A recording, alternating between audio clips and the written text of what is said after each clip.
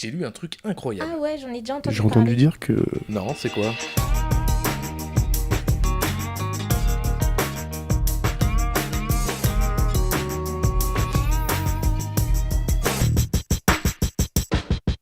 Jean-Marie Serroni, bonjour.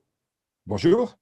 Vous êtes agroéconomiste, alors vous le savez, Sodial a lancé un programme pilote de sécurisation du lait et j'ai envie de comprendre avec vous le décryptage. Comment cela fonctionne?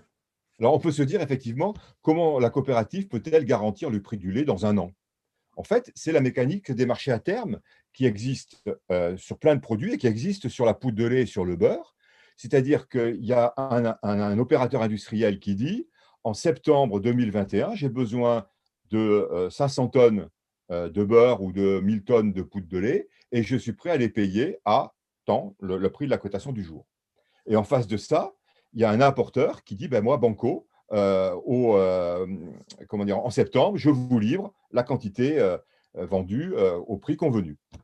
Mais alors, comment ça se fait pour un producteur? Un producteur de lait ne peut pas, puisqu'il livre tous les jours et la coopérative lui achète tous les mois. Et en fait, là, ce qu'a imaginé, c'est une innovation, ce qu'a imaginé la coopérative pour sécuriser les producteurs, c'est de regarder le marché à terme qui cote tous les mois pendant à peu près un peu plus d'un an et demi, je crois. Donc, ils ont les cotations tous les mois et ils proposent aux producteurs, ils lui disent, voilà, sur les 12 mois qui viennent, les prix sont à tant, tant, tant, tant, tant et tant.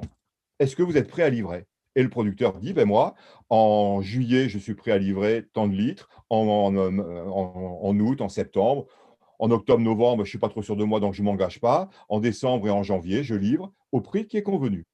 La coopérative fait ça une fois par mois auprès de tous les producteurs qui sont dans le test. Elle totalise l'ensemble chaque mois et elle va regarder sur le marché pour trouver des acheteurs. Et une fois qu'elle a trouvé les acheteurs, elle dit au producteur, Banco, c'est bon. Mais quand on arrive au mois d'avril, au mois de mai, au mois de juillet, au mois de septembre, il faut que le producteur livre. S'il n'a pas assez pour livrer, la coopérative va prendre dans son quota A. Donc, il faut faire très attention. Alors on voit qu'effectivement, on est quand même dans un contexte très différent des céréales, des marchés à terme des céréales. On sait que le marché à terme du lait ne fonctionne pas vraiment très bien. Est-ce que vous pensez que cette initiative va se développer ou va rester purement pilote? Alors, cette initiative, on peut la regarder sous deux aspects différents. On peut se dire d'un côté, ce qui est la réalité, la coopérative, elle se dégage de la question du prix du lait industriel, puisque c'est la cotation du marché à terme pour les gens qui ont souscrit les contrats. Donc, la coopérative n'est plus qu'un intermédiaire.